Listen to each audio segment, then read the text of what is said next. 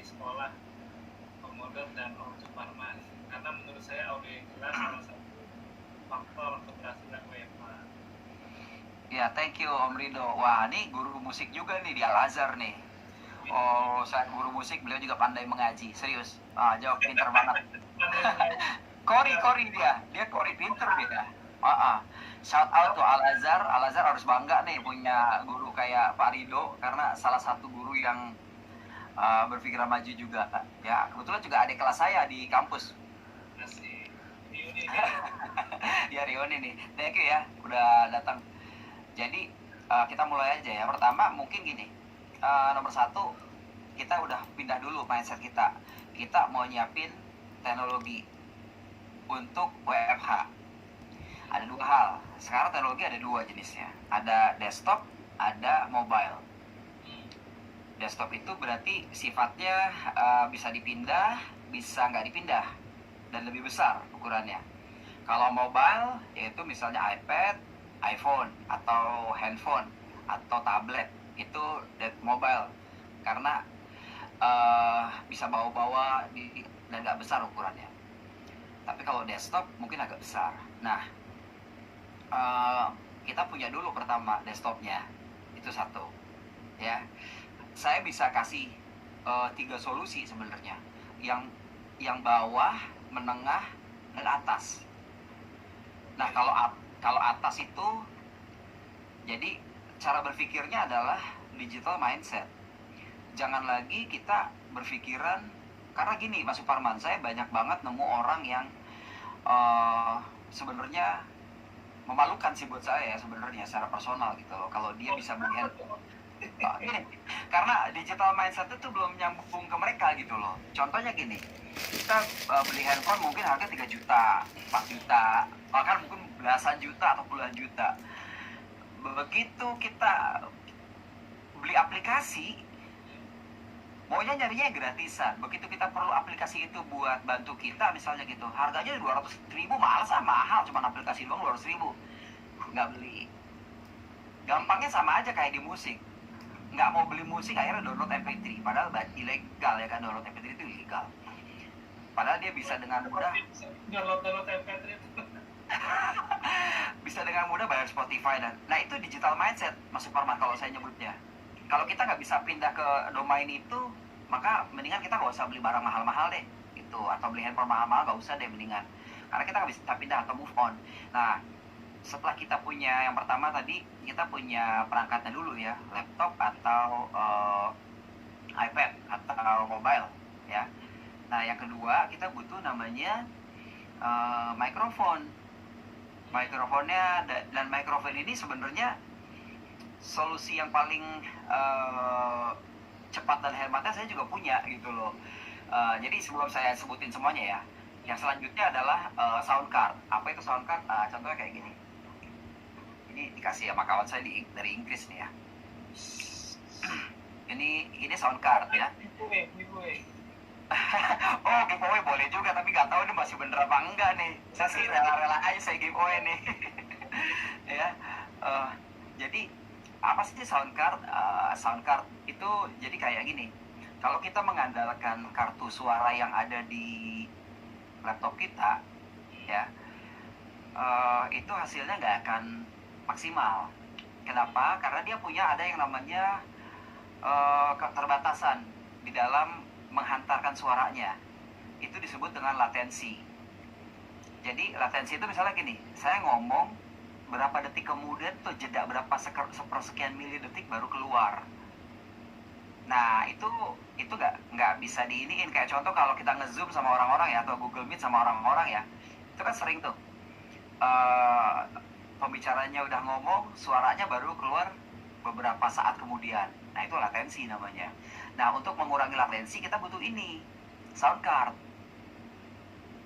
Jadi kita perlu banget sound card, dan sound card ini harganya variasi Mas Suparman. Ada yang dari 200.000 sampai harganya puluhan juta, bahkan ratusan juta pun ada. Nah, tapi ingat, jangan kita samain kelas studio mahal sama WFH ya. Kita kan targetnya tuh cuman buat suara, which is sound card yang harga mungkin di bawah 1 juta pun udah cukup sebenarnya. Ada kok soundcard yang ini, saya kalau boleh nyebut merek bisa gitu loh. Soundcard yang terjangkau sekali itu banyak. Kemudian kayak selanjutnya adalah headphone gak usah khawatir, mulai dari yang dipakai sama Mas Suparman sampai ya betul. Tapi gini ya, saya boleh kasih saran lagi. Untuk membeli perangkat-perangkat ini, nomor satu digital mindsetnya dulu di setting. Jadi kita membeli perangkat ini konteksnya adalah untuk mengenhance atau memperbaiki kualitas audio kita. Nah, ada rupa ada harga, ya. Which is saya udah teliti dan saya sudah research sendiri. Saya punya satu solusi yang ultimate. Sebenarnya nih kalau didengar sama perusahaannya saya harusnya di endorse sih. Pilihan saya tepat ya. Tepat dong, Mas Suparman tepat dong. Dan mic yang sekarang dipakai Mas Suparman adalah salah satu mic recommended banget untuk seluruh orang, dan itu sangat terjangkau sekali harganya, sekitar 1,5 jutaan itu harganya kalau nggak salah ya, sampai 2 juta lah paling mahal. Saya nggak tahu lah sekarang harganya berapa, tergantung dolar juga soalnya kan. Nah, jadi konsepnya tadi itu saya bilang. Ada yang masuk ya. Ada Ahmad Subhan. Iya. Ada Ibu Niki, platform sekaligus ya. Jadi, Oke. Kan nih, dari Pak Ridho nih nanya lagi nih, feeling saya sih pakai soundcard, bener ya Om?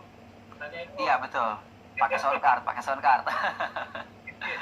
pakai soundcard karena saya kan kebetulan buat produksi ya, jadi saya ini gitu loh. Dan ya pokoknya yang tadi, jangan disamain kelas produksi sama kelas guru buat WFH. Tapi gini loh Pak Suparman, kadang aneh juga ya.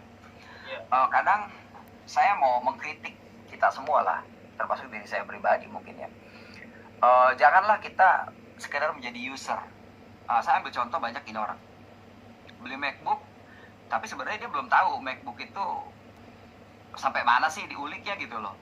Beli iPhone ya cuma mentok di level apa segala macem gitu loh. Terus kayak Google, contohnya Google aja lah. Kalau saya mau ngetes orang kenal Google itu cuma satu, saya tanya Google Drive aja itu apa, pasti jawaban mereka tempat penyimpanan file, kan gitu ya. Which is it's more than that actually, it's beyond only drive gitu loh. Ya itu kan dari situ aja kita bisa tahu gitu bahwa seseorang itu bisa mengorbankan waktunya untuk mendapatkan wawasan atau enggak gitu. Contoh nih, saya ambil kasih hint sedikit ya. Di handphone saya ini aplikasinya ratusan.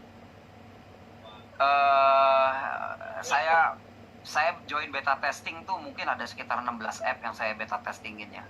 Karena saya pengen belajar gitu loh. Saya nggak cuma pengen jadi begini-gini aja gitu loh. Dan semua apps itu saya garansi. Saya kadang sering ngobrol sama orang nih, misalnya ada guru yang zaman now, dia akan ngasih tahu, oh apps ini begini, bawah. Sebenarnya apps yang dikasih tahu dia cuma hype-nya aja. Karena begitu saya cek, sebenarnya dia sendiri nggak pakai apps itu gitu loh, atau mungkin dia sendiri baru tahu apps itu. Tapi kalau saya akan merekomendasikan apps yang sudah saya uji sendiri, yang saya udah jajal sendiri, kayak Pak Suparman ya, atau kemarin teman saya kan tanya tuh, bagaimana sih mirroring dari Android ke komputer, ya saya kasih tahu gitu loh. Dan saya kasih tahu itu apps yang udah saya uji coba dan saya pakai gitu. Jadi banyak banget kita guru jangan lagi jadi user. User apa? Kita di-use sama teknologi itu sendiri gitu loh. Kita dimanfaatin sama teknologi, bukan memanfaatkan teknologi. Itu menurut saya sangat bahaya dampaknya buat semua orang. Kayak contoh kan akhirnya apa? Nggak bisa nahan diri buat nulis komen yang aneh-aneh di Instagram, nggak bisa nahan diri untuk komen yang aneh-aneh di Facebook, nggak bisa nahan diri di Twitter segala macam. Sebenarnya itu kan jadi user. User apa? Karena begitu kita pakai Twitter, kita tahu cuma buat itu gitu loh. Cuma buat akhirnya ujung-ujungnya negativism.